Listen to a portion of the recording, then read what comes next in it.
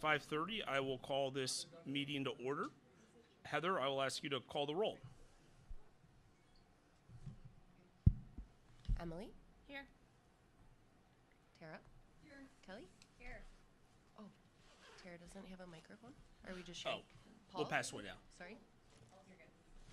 Tara is here. Paul? Paul is here. Awesome. We are all here. Statement of public notice. Megan, was this posted? Yes, it was posted. Excellent. We'll now entertain a motion to approve the agenda. So moved. Second. Motion from Tara, second from Kelly. Any discussion? All those in favor say aye. Aye. Chair votes aye. Motion carries. We'll go on to item number 2, Pledge of Allegiance. Charlotte, please lead us in the pledge.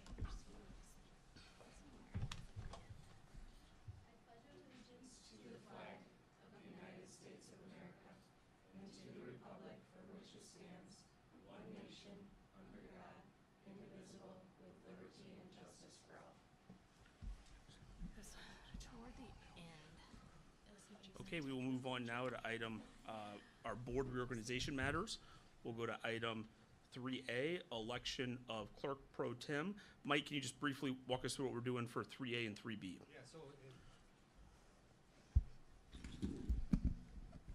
as the nominations and reorganization takes place, the meeting can be turned over to a third party in this case, and then after the president is elected, returned over to the president in that situation to continue moving forward. So it's identifying somebody to fulfill those roles until board members are identified in that role. Okay, should we, for a clerk pro tem, would Megan make the most sense? Yes.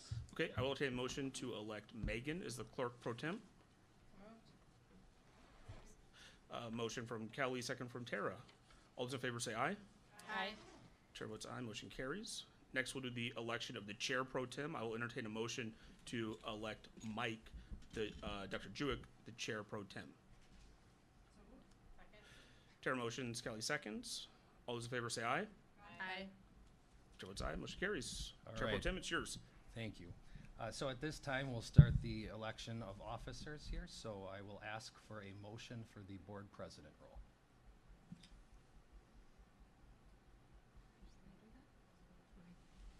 I move to nominate Paul. Is that how I say it? Yes? Sure, Okay, sorry. Still learning. Is there a second? Second. Are there any other nominations? Are there any other nominations? Are there any other nominations? Okay, hearing no other nominations, vote to elect Paul Carlson as the board president. Aye. Aye. Okay. With that election, I'll turn it over to board president, Dr. Carlson. All right, thank you everyone for the vote of confidence. I believe it is state statute that we have to ask for nominations 3 times for each of these. Is that right, Dr. Jewett? Excellent. I will now move on to the election of board vice president. I will make a motion to elect Heather and would entertain a second. Second. Kelly seconds. Any other nominations? Any other nominations? Any other nominations? Hearing none, nominations are closed. All those in favor to elect Heather board vice president say aye. Aye. Chair votes aye. Motion carries. Congratulations, Heather. We will now move on to the election of board treasurer. I will make a motion to elect Tara board treasurer. I would seek a second. Second. Kelly seconds. Are there any other nominations? Any other nominations? Any other nominations? Hearing none, nominations are closed. All those in favor of the election of Tara to board treasurer say aye. Aye. Chair votes aye. Motion carries. Congratulations, Tara. We will now move on to election of board clerk, item 3F. I will make a motion to elect Emily board clerk. It would seek a second. Second. Kelly seconds. Any other nominations?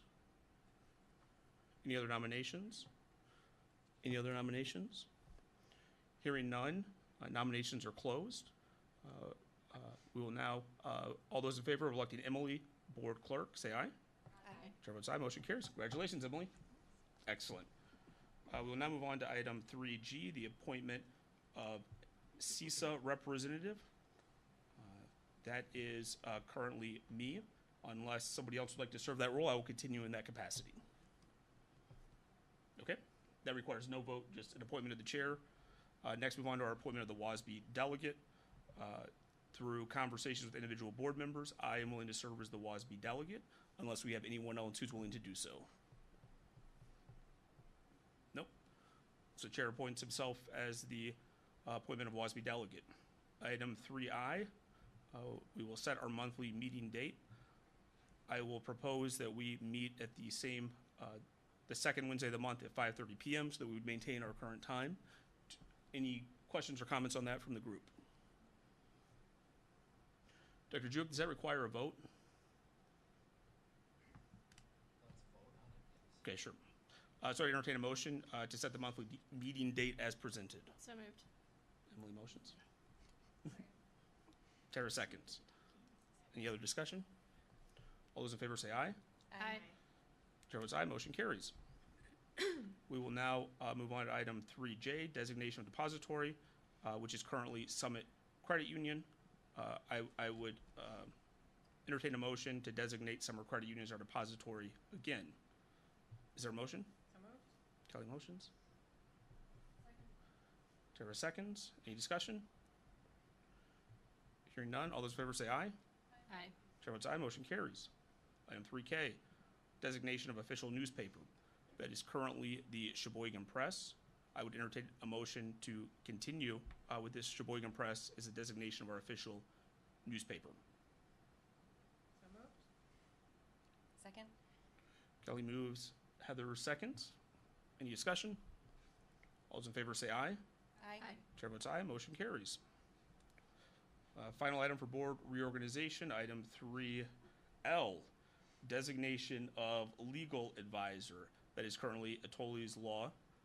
I would entertain a motion to maintain Atoli's Law as the district's legal advisor. So moved?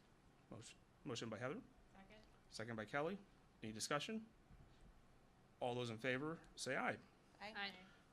Chair votes aye, motion carries. We will move on now to item 4, our recognition. Today we're going to recognize our student representatives here on this board, Charlotte and Carmine. I'll let you, Mike, say a few words to kick us off here.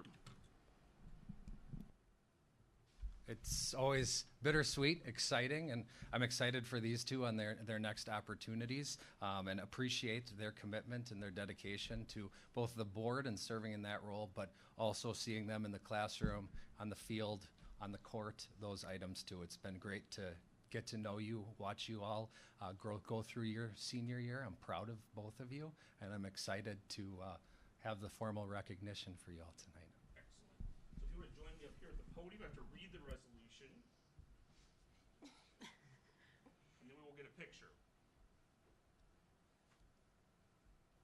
You each have individual resolutions, but I will read just a general, so you have to recall twice. And I will give you guys, Charlotte, whereas student representatives of the Board of Education, Charlotte Bullard and Carmine Moctezuma, have demonstrated outstanding dedication and leadership throughout their years of service as liaisons between the student body and the Kohler School District Board of Education. And whereas Charlotte and Carmine have consistently provided thoughtful insight, perspective, and communication on behalf of students, helping to strengthen understanding and collaboration between students, district leadership, and the Board of Education. And whereas, through their commitment, professionalism, and willingness to serve, Charlotte and Carmine have contributed to meaningful discussions and initiatives that support the educational experience and overall school community. And whereas their leadership and representation have been valued and appreciated by the Board of Education, district administration, staff, students, and community members alike. Therefore, be it resolved that on behalf of the Board of Education and the Kohler School District, we extend recognition and appreciation to Charlotte and Carmine for their years of dedicated service as student representatives and for their positive contributions to the school district and community. We'll give them a round of applause. Do you want to say a few words? Sure. Okay, sure. Come on up. Yeah, Get in front of the come mic. in the mic? Yeah, Awesome. of course. On behalf of the two of us, I'd just like to say thank you to all of our teachers, our community members, and our classmates. I've been a lifer here, and growing up with all of these amazing teachers and all my friends have created such great memories. and I just love Kohler. It's given me so many opportunities, and I'm excited to see where it'll take us in the future. So. No. Just thank you guys. Awesome. Come on, we're gonna get a picture here with the whole board.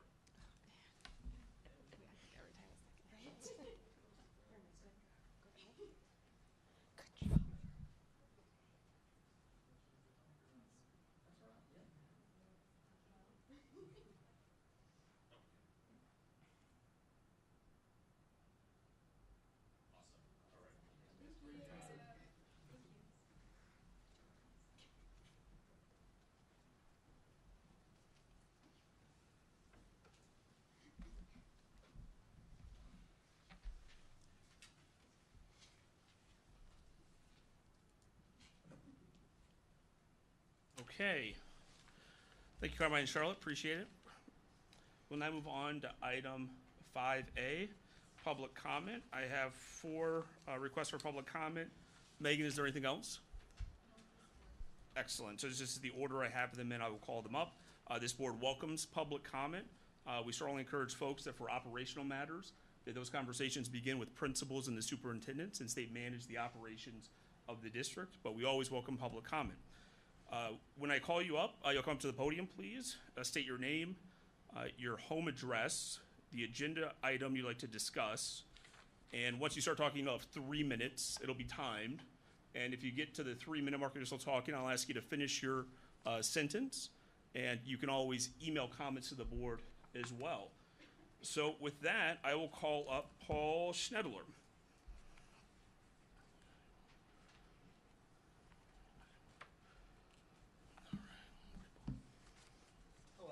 Oh, Paul. My name is Paul Shedler. I live at 337 Frederick Court. I've been emailing Mike a little bit, but I am advocating for before school care. A lot of other districts have that in the area. My wife and I both work at the hospital.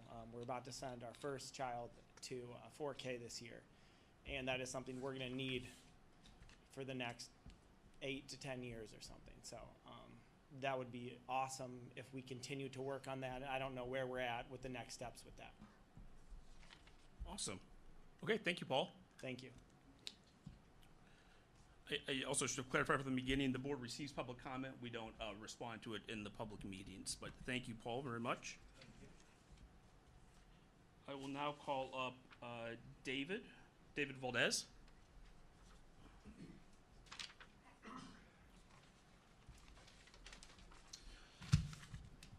My name is David Valdez, live at 442 Hill Street. Good evening, my name is David, and I'm the father of a 4-year-old child preparing to enter JK next fall. My original purpose for speaking here tonight was to respectfully express concern about the planned placement of JK students next year. I am happy to report we received communication from administrators this afternoon that this issue has been resolved and a more developmentally appropriate location has been identified. We would like to publicly express our gratitude to the teachers who volunteered to move classrooms to make this possible. I had also planned to discuss concerns related to staff retention and curriculum this evening. However, following recent meetings, we acknowledge that those issues are in the process of being addressed, and we look forward to continued updates. Our family cares deeply about our school, our teachers, and our community, and we hope that through increased transparency and collaboration with educators and parents, we can continue working toward the shared goal of doing what is best for all students. Thank you for your time. Thank you, David.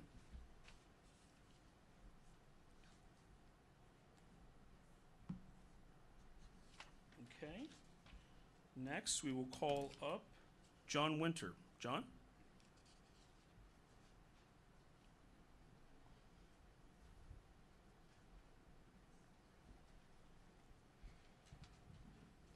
Hi, everyone. My name's John Winter. My wife, Michelle Winter, has a meeting at church, is unable to be here, so I'm representing both of us. We have lived in the village for 12 years, and over the years, we both have taken an active role in the village. Michelle is a former English middle and high school teacher. She's been a special ed aide here at Kohler for 7 years. I was on the board of trustees at the village for 9 years. So why am I here? We are concerned about the number of quality teachers leaving this year and who have left in the past. Do you as the board know the root causes why? Okay. Are face-to-face interviews going to be conducted for teachers resigning this year? If not, why not? I can tell you from firsthand experience, exit interviews are standard practice at businesses that are well run, and I've been part of a number. Michelle asked several years ago, actually 5 years ago, at that time she talked with Tara on the board and Lisa Green, past superintendent, and was told that interviews were going to take place. But when she asked teachers who had left, Kyle and Matt specifically, if they had been contacted, they both said no. But both would have welcomed a face-to-face interview, okay? To date, none of the teachers who have submitted their resignation this year have been contacted for a face-to-face interview. These interviews would allow for finding out specific reasons our teachers and administrative personnel are leaving, and this would be helpful for all of us. In reviewing the board's policy manual, I have a copy here, I found no requirement that exit interviews be conducted, let alone a face-to-face interview. And you and I both know the value of face-to-face communication. Therefore, I have two requests. We have two requests.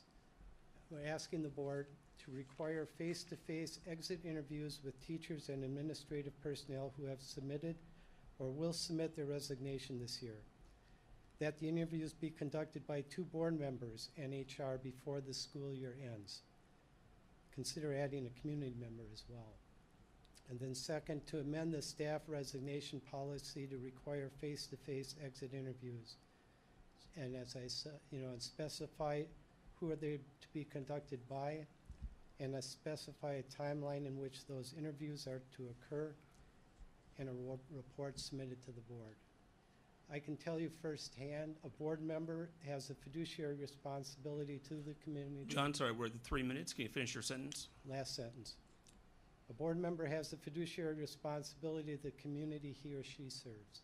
We all know that. It is important in your role to understand and address the root cause of why quality teachers are leaving. So thank you. Great. Thank you, John. Now move on to Stephanie Hoskins. Stephanie, come on up. Oh, we'll wait till, yeah, no problem. Thank you, John.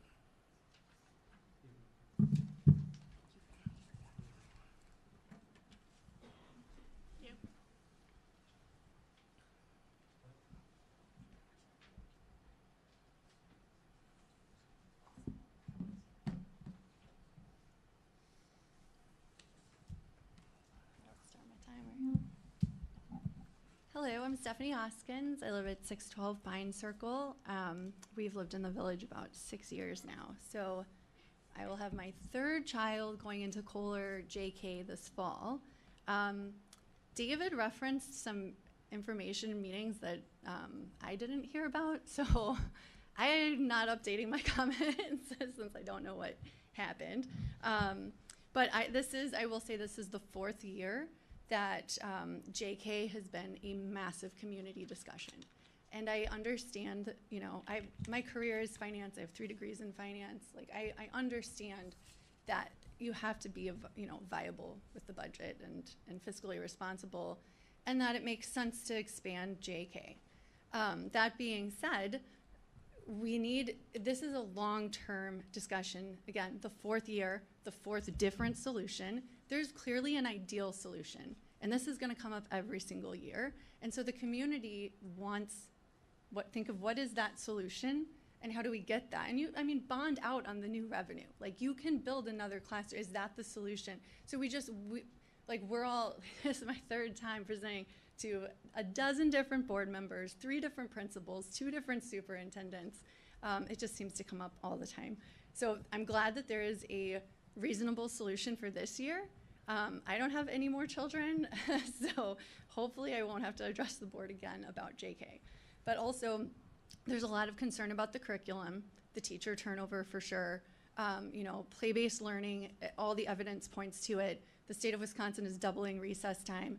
There's a lot of talk about tech now, you know, and this is a massive shift for K through 12. Back in the day, a Chromebook in every hand was the mark of a great school district, right? Access to these tools and technologies, that's how you measured quality. But now we know better, so we need to do better. That is not what kindergartners and junior kindergartners need. So I think that, you know, we need to kind of go back and look at the more recent academic research and papers that have been published to see what are they saying about screen time when you are so little. And then I do want to express concern. I have now heard from 4 amazing families that volunteer a ton who are pulling their kids out of Kohler. And I mean, that to me it's unfathomable. We moved here from New Orleans for the school. Like, we live here for the school. We tolerate the winters for the school. So I think to see people who live here feel like it has gone so downhill community-wise, bullying has been a recurring sentiment that has come up. There's a massive bullying problem.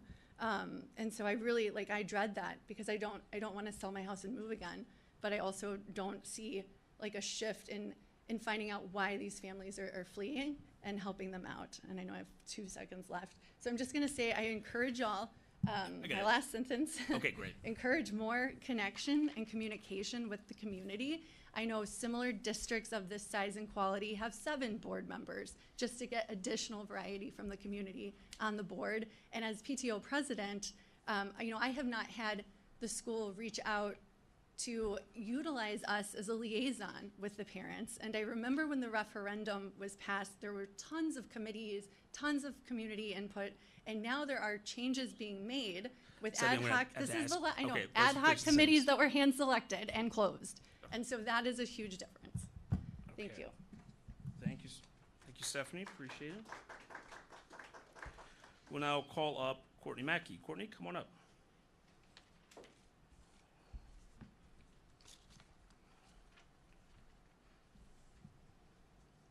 My name is Courtney Mackey, 438 Audubon Road in Kohler. Good evening. I'm here tonight as someone who cares deeply about this community and the children we're all working to serve. I have a child in SK, JK, and a 3-year-old. I have an early childhood education degree from UW-Madison, and I'm a past 4K teacher. I want to start by saying that many parents share the same goal as everyone in this room: a strong school environment where students thrive, families feel safe and supported, and teachers feel valued.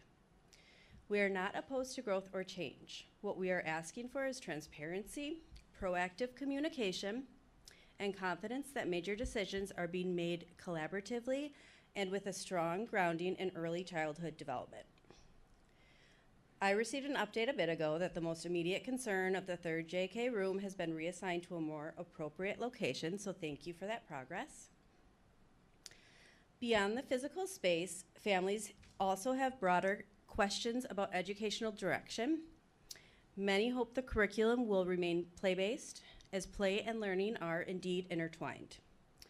We want the amount of screen time to be limited. We also want outside time. Will kindergarten retain the outdoor learning space that they secured funding for, and when? We would like confirmation that daily specials will remain. We would like transparency on JK potentially moving to full day. These questions and concerns matter enormously. JK is a child's first introduction to formal education, and it's where the love of learning is either kindled or lost. Finally, families would appreciate greater transparency around staff stability. When respected teachers and staff leave, especially mid-year, it raises natural questions about whether staff feel heard, supported, and valued for the long term. Kohler has always been a community with high standards and strong family involvement. Transparency and open dialogue will go a long way toward maintaining that trust. We simply want confidence that decisions are being made thoughtfully, collaboratively, and with meaningful input from educators and early childhood experts. Thank you. Great, thank you, Courtney. We'll now move on to item 6A, Board President Report. Mine will be very brief, just a big shout out to all of the students and all the teachers and staff that made this afternoon such a success, a great community event. a lot of energy in the halls, and just a really exciting time to be here at Kohler. Excited for all the graduation festivities and look forward to celebrating the end of the year with everybody. I know that Dr. Jewett will make some brief remarks related to the email that was sent out earlier today around 3:30 p.m. So I will hand this to Dr. Jewett for item 6B, Superintendent's Report. Thank you, Paul. Couple items that we're going to highlight today, and unfortunately, one that we're going to talk about, as you mentioned. That came to my attention earlier today regarding a former staff member, too, and some conduct that they were engaged in. Thought it was important that we make sure we're communicating that information, sharing that out. As the message stated, that's the information and facts we have at this point in time, and making sure that we're sharing that and ready to move forward. Anything we have dealing with student safety or situations that could involve student safety, we're going to handle, and we're going to make sure that we're sharing that information out. The couple other things that I wanted to highlight too is last week we had the Inspire Wisconsin annual meeting, and that connects business partners and school districts throughout the Sheboygan County and a little bit of an expanded area. We also had a county superintendent's meeting with business professionals, some CEOs from different organizations, and some key leaders, just to talk about what do those partnerships look like. And you'll hear from Ms. Rowell in a little bit too, building on some of that work as well. Open enrollment, we're finalizing those things. Survey numbers have come in. We're getting that information together, and that'll be something that we present at the June board meeting. Positive note here, we received the Mark Tauscher Trifecta grant that focuses on literacy. And so that was something that Erica and our team were able to work on, and so congratulations to them for receiving that, those dollars to put resources in the hands of our kids for summer literacy. And then just an update, an email that we received this afternoon, and it's part of Ms. Rowell's newsletter that's going out as well, is the ACT, the full ACT, not the school district, not the DPI. ACT had some scoring issues, and so they're going to actually be kind of redacting folks' test scores that they took in the spring, and those are going to be the latest they'll be back online is June 2nd or 3rd. It's something that it's not going to lower a student's score. It would actually raise a score or keep it the same, but it's some things that they need to look at, and ACT just pushed out that announcement this afternoon, and so that's kind of in its infancy of what we know and what we've been able to get together. I think the biggest thing, though, is just when folks' scores disappear on the My ACT website, that is not not unknown this evening, but it's something that we'll be working through, and Natasha will be sharing those updates as they become available, but thought it was something that we should just acknowledge publicly, and so we'll keep people informed as we learn more from ACT. And just to reiterate, Mike, that is a nationwide ACT issue, not unique to the district. Yeah, so this is, the information they sent us, and I have what they sent us at 2 o'clock this afternoon. It's around ACT is informed the folks that way that needs to reissue scores for students who took the ACT online during the school day this spring. So it's a pretty broad group that way. So just something that folks need to be aware of, and we'll work through and share that information as it becomes available. And as I said, Ms. Rowell was working on her newsletter. I don't know if she got that sent out before, but we were working on that. So. Great. Any questions or comments for Dr. Jewett? Hearing none, we will go on to our favorite report of the evening, 6C, Student Representative Report.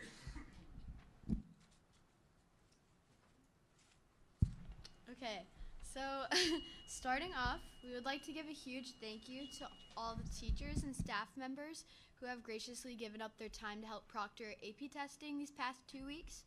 We also want to thank all of our teachers for preparing students so well throughout the year. We truly appreciate all your support and dedication. Next Monday, May 18th, there will be a middle and high school choir concert in the theater at 7:30 p.m. We encourage everyone to come out and support. We would also like to recognize some incredible academic achievements. In the WMC High School Math Contest, 3 Kohler High School students were named second place all-state team members and received individual medals. Congratulations to Claire Bratz, Jason Tian, and William Laurer on this amazing accomplishment. Congratulations as well to everyone who participated in stage, solo, and ensemble.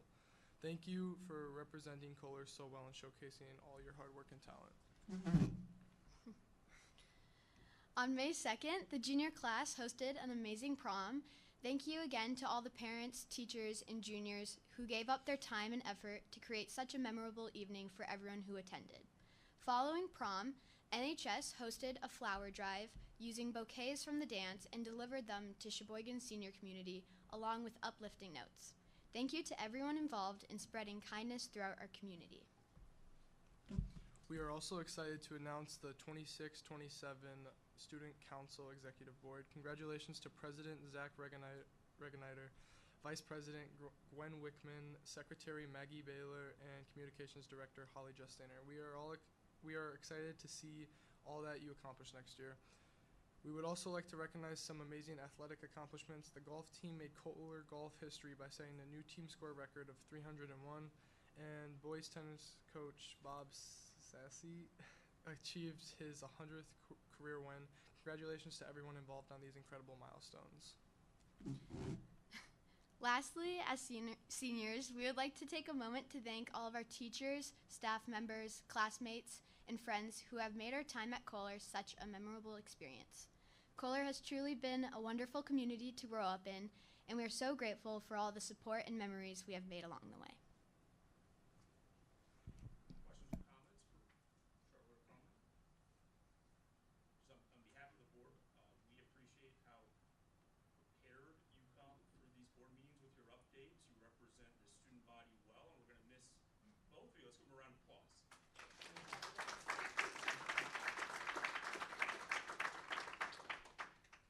Okay, we will now go to item 6D, the Curriculum Committee Report, which we have a copy in our board docs. I will hand this over to the Curriculum Committee Chair. Curriculum committee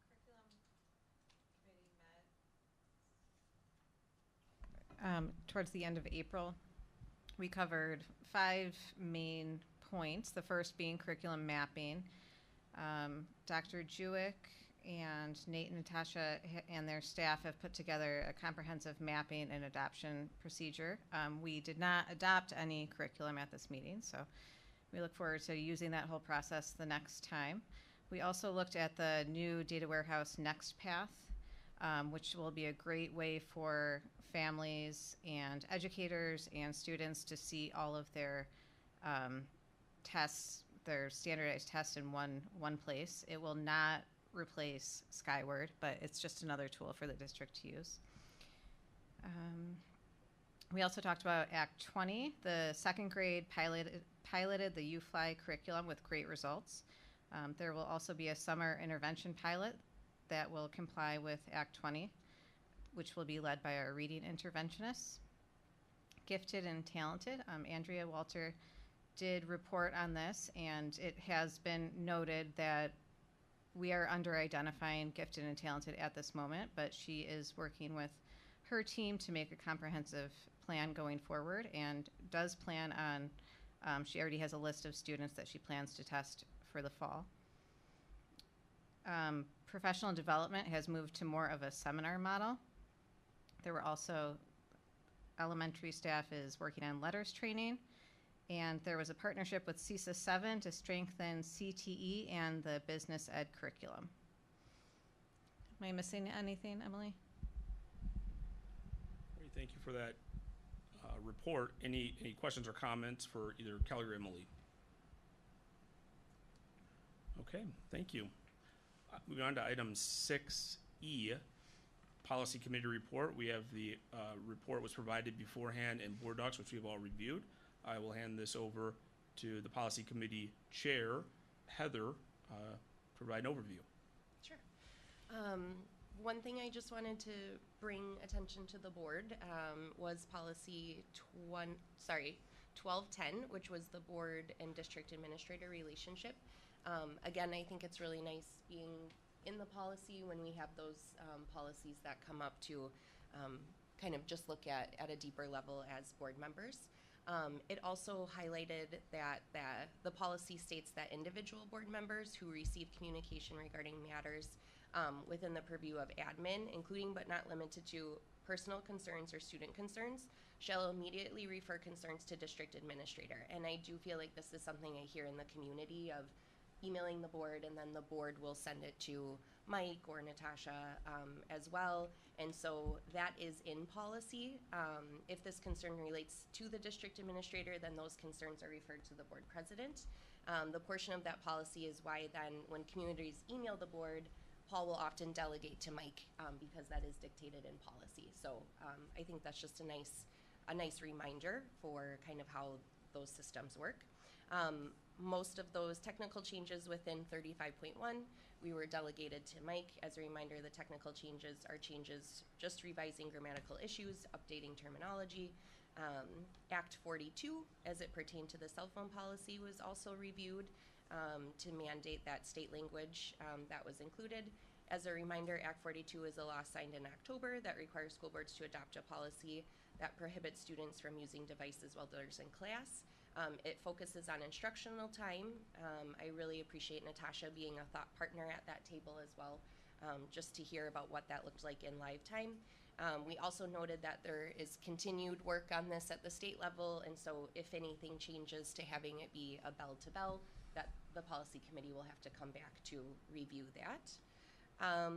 Policies within the state mandated Act 57 were reviewed. That required school boards, private schools, charter schools to notify parents and guardians if anyone is accused of sexual misconduct. It mandates same day, next day notification, so that was helping us to keep in with that state mandate.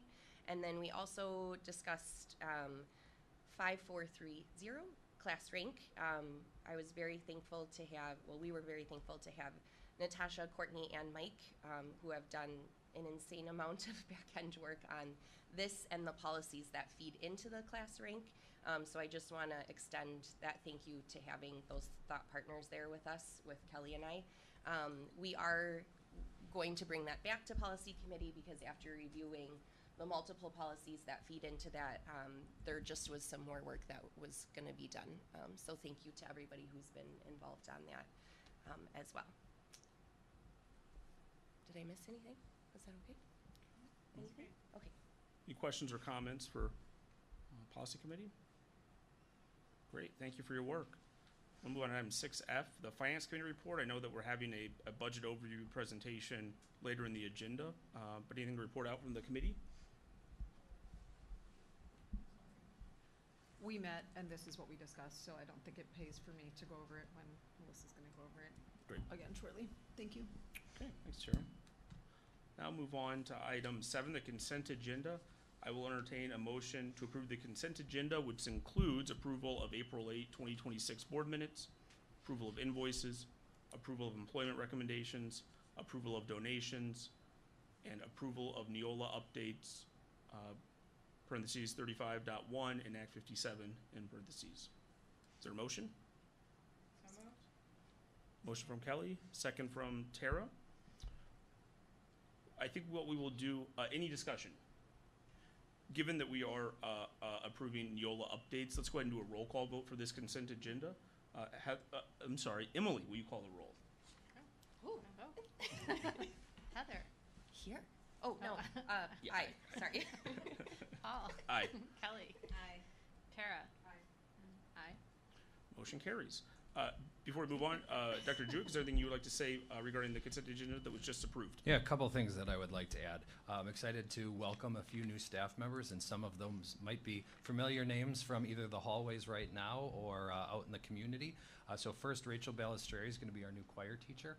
We offered her the position, I think 2 days after the last board meeting, so she's been, I'll say patiently waiting. She's been very excited. I think she spoke to Natasha yesterday or today, just with excitement to join us in that choir role. She knows Eva too, so there's going to be a great transition that way. Liz Torres is going to be joining us as an elementary special education teacher. She's also a parent and community member. Haley Cole will be joining us as a 4th grade teacher.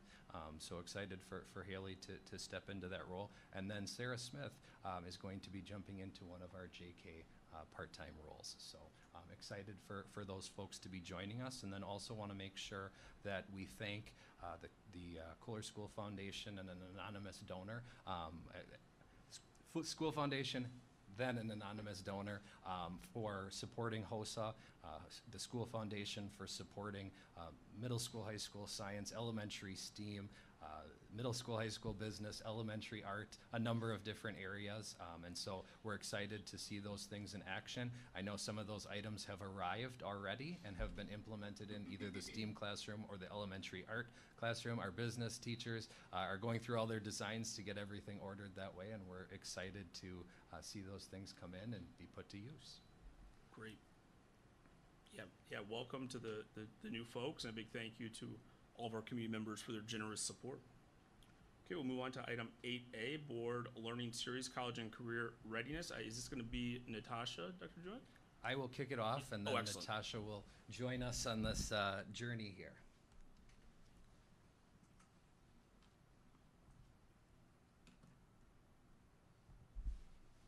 If we can get this to work.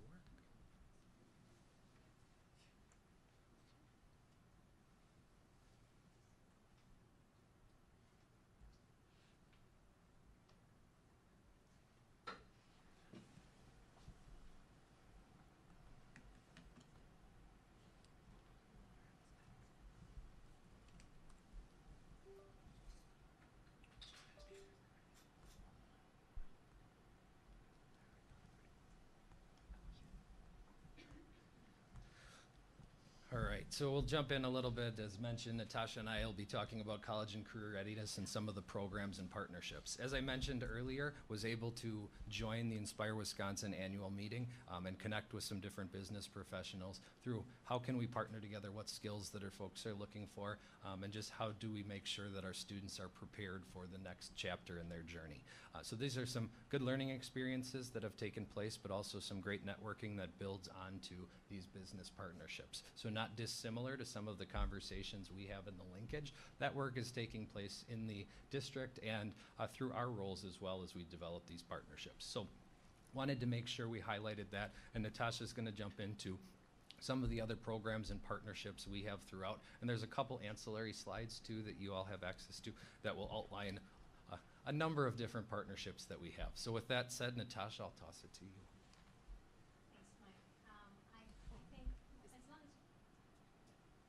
We're talking about partnerships. I think I'd just like to maybe jump to the slide that talks a little bit about community partnerships that you might not see. It might be one of the ancillary slides, but Inspire Wisconsin is one of those. Another one is CISA 7, Children's Hospital of Wisconsin, Johnsonville, the Kohler Company Wellness Department, the Kohler Credit Union, the Kohler Foundation, the Performing Arts Association, our Kohler School Friends, Lakeland University, Youth Apprenticeship Consortium, Millipore Sigma, Sargento, Sartori, University of Green Bay, Village of Kohler, and then the University UW systems, the school systems. So we're very proud to have all of those partnerships and the ability to actually have access to people within those community components to work with our students here at Kohler. ACP, I think what is important about this is started really in 23-24 when we first arrived at Kohler. Was really our first year of putting together a team of teachers to meet this requirement from the state of an ACP program embedded within a school system, really 6 through 12. And so we started at that point in time on a very small scale, but we actually had middle school counselor, high school counselor on the team as well as middle school teacher and high school teachers that met fairly frequently to develop at least an initial start to ACP. And so we, at that point in time, you can go ahead, Mike, started a few different things, just ensuring that we were meeting the requirement that the state had mandated and exposing our students either through classwork during bomber time or advisory during their ACP meetings with their school counselor, and then as well as teachers, of course, those of on the committee building the program cohesively with the team. And so, as I shared, we have members of both schools, middle and high school, as part of this team that still meets monthly and puts together coursework, so curriculum, that is definitely in time or on time accessible for students, and then brings in every other year, we've done the career fair, we've done the Bite of Reality at the high school, the reality store at the high school. At the middle school, we just, a couple of weeks ago, did the Bite of Reality, bringing the credit union to work with our middle school students. They've also done the JA Finance Park, so we have actually taken them to that space. But this year, we decided to bring something to them. So really trying to get communities and partners into the building so that our students understand the idea of academic and career planning when they start in middle school. So our current plan, if this board remembers, every year you adopt the plan, and it's on our school website.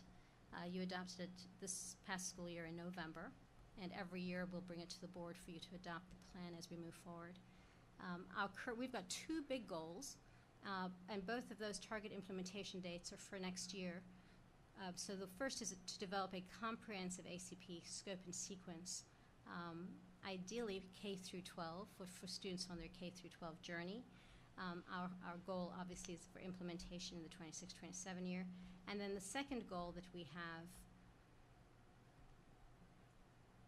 is to expand middle school leadership opportunities. We feel like we've done quite a good job at the high school, and now we want to bring that down into the middle school to expand on that for our students there. And you can see that we will continue participation with the Green Bay Packers, the Empower Leadership Program that they did last year, and then the third annual Stock Market Challenge for the middle school students. Part of the ACP component is to have family engagement, and some of the things highlighted there are things that we have done over the course of the last 3 years and want to continue to grow those pieces by engaging our families. Youth apprenticeship, I think many on this board actually remember when we first brought it here, and there was some conversation about YA or calling it an internship. And I will say that our students have really taken off with this. We are very proud. We brought this, I think, also in 22-23.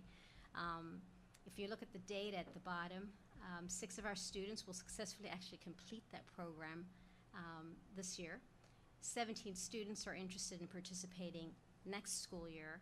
And during this school year through Inspire Wisconsin and with CISA 7, 42 of our students have either signed up or requested to do a job shadow.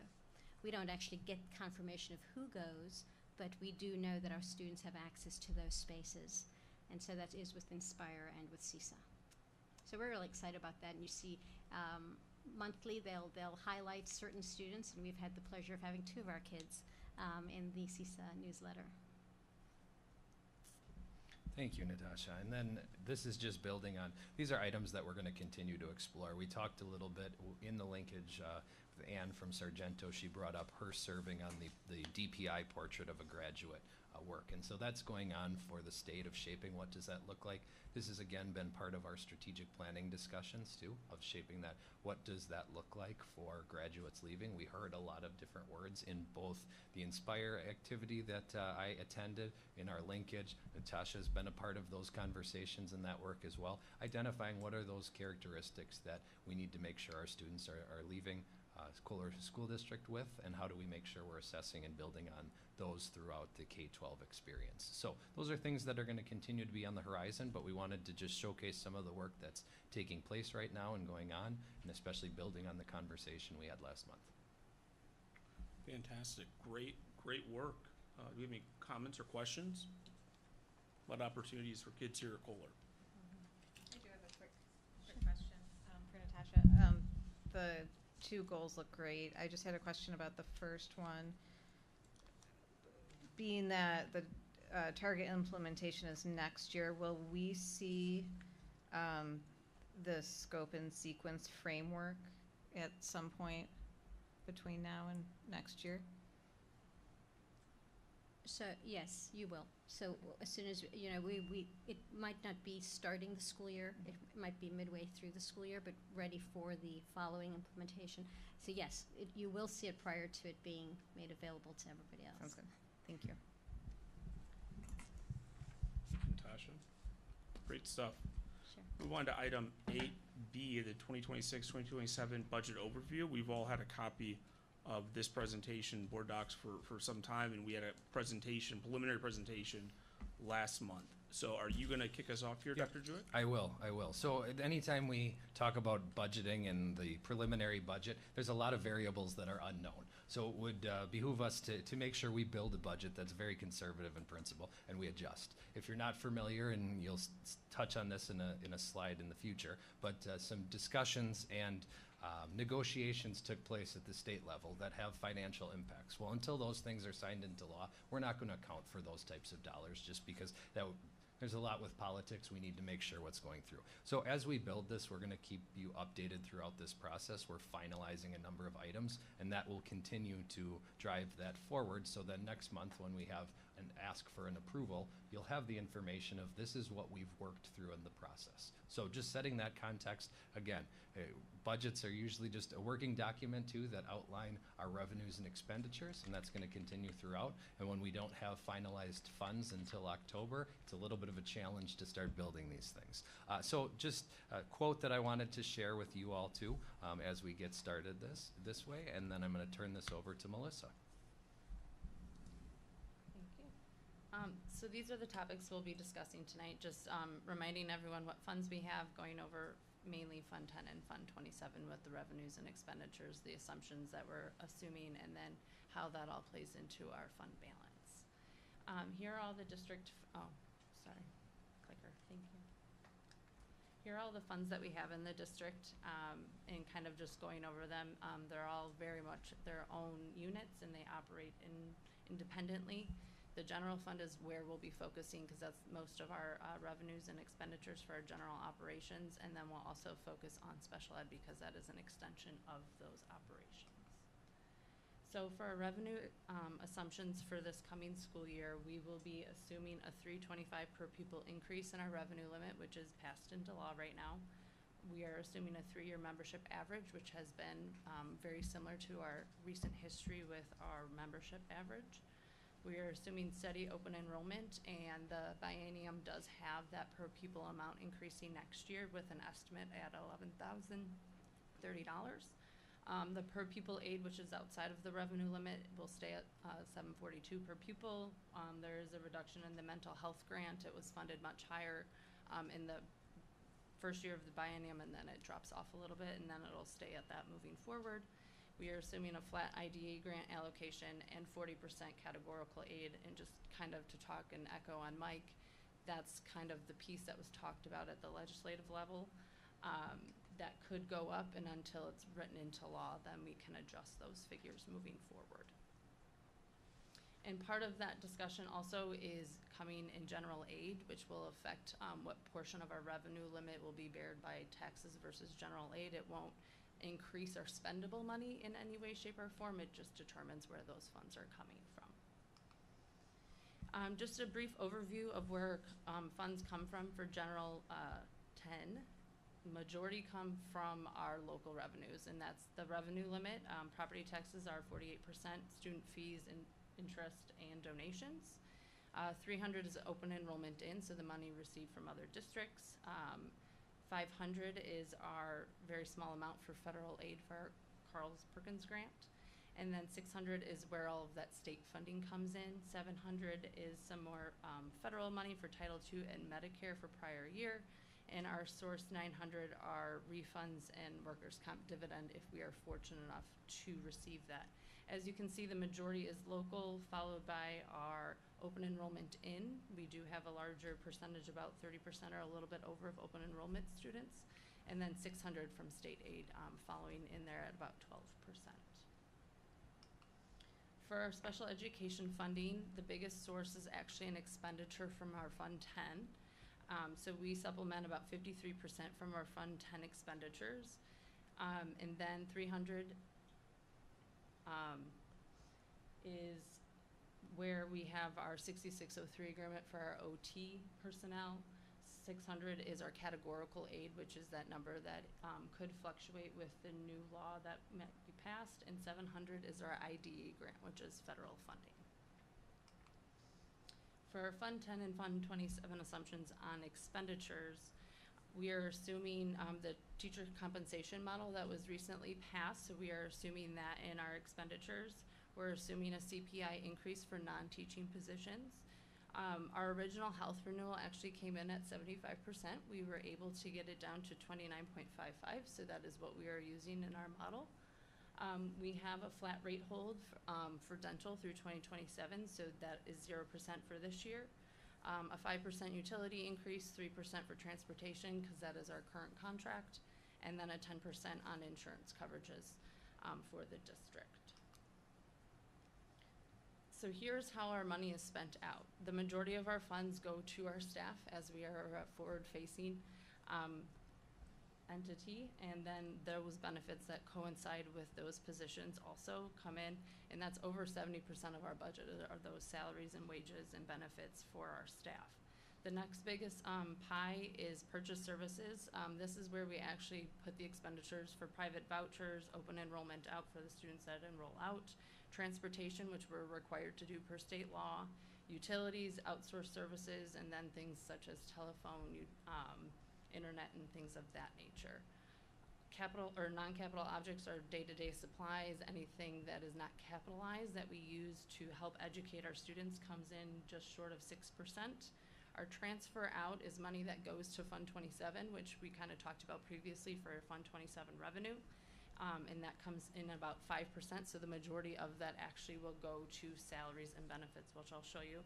And then the remaining objects are listed there, just coming in at just under 2%. For our special education funds, as you can see, the majority are salaries and benefits. We do not spend a lot on alternative components in that budget. We do have supplies for them in there, and also some purchase services as well. And to kind of summarize what those revenues over expenditures look like at this juncture, Fund 27 has to zero out. You can't have a fund balance in Fund 27. That's why that transfer is there from Fund 10. And then Fund 10, right now, we are assuming a $137,000 deficit. As Mike said, this is a very much work in progress. Things that were kind of still pending that are still yet to be finalized in our budget process is open enrollment as we finalize those numbers, and especially with that increase per pupil, that can really change our revenues depending on the people that select to come here. Special education aid, if that ends up getting signed into law. Right now, the estimate for Kohler is a little over $80,000 in revenues on how big of a difference that would be for us in Fund 27, so that's $80,000 less that we have to spend in Fund 10, so that can make a very big change very quickly. General aid, again, not spendable, but would have a tax impact for our taxpayers.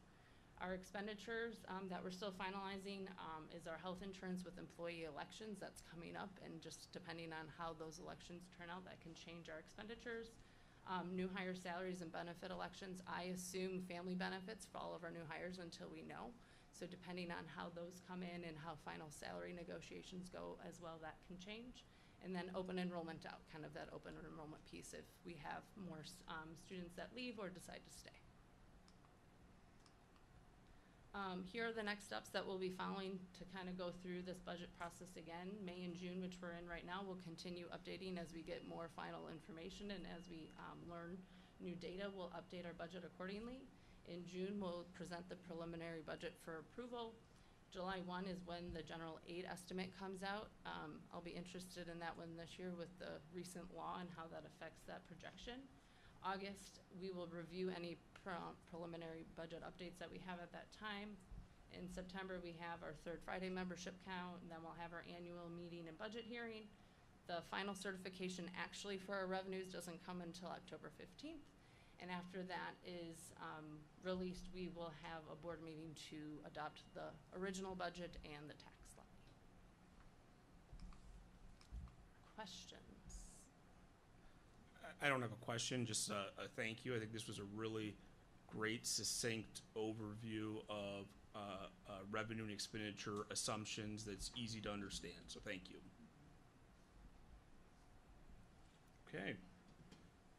Hearing no other questions, we're going to item 8C, community conversations. Next month, we will have representatives from our higher ed partners. Dr. Jewett, do we have folks from which institutions? Lakeland University has confirmed. We have an invite out to UWGB, and I'm assuming we're going to have somebody from Lakeshore College. Yes, I will So- follow up on that, yes. Sounds good. Thank you. If you need help on the GB, let me know. Sounds good. Yeah. Thank you. Yeah. Okay. Now move on to our broadcast communication, which is authored this month by Charlotte and Carmine. Well done. I appreciate Dr. Druick's help, of course, in how we craft these. Look forward to this being in the Villager. Awesome. They did an excellent job and provided many good quotes, and they reviewed it and made sure everything You did sounded great. their voice. They were awesome. Item 8E, the board calendar. We have a copy of that before us. Dr. Druick, is there anything you would like to add? Nothing to add. Okay, we will now move into item 9A, closed session. I will entertain a motion for the consideration to adjourn to closed session pursuant to Wisconsin statute 19.18 C, considering employment, promotion, compensation, or performance evaluation data of any public employee over which the governmental body has jurisdiction or exercises responsibility for the purposes of the superintendent's annual evaluation. So I'd ask for a motion and a second. Second. Tara motions, Kelly seconds. I will call this a roll call vote. Emily, will you call the roll? Heather. Here? Aye. Aye. Paul. Aye. Kelly. Aye. Tara. Aye. And Emily. Aye. Motion carries. It is now 6:32 p.m. and this board will convene into closed session. We would ask Dr. Druick to stay for a moment and thank everyone for being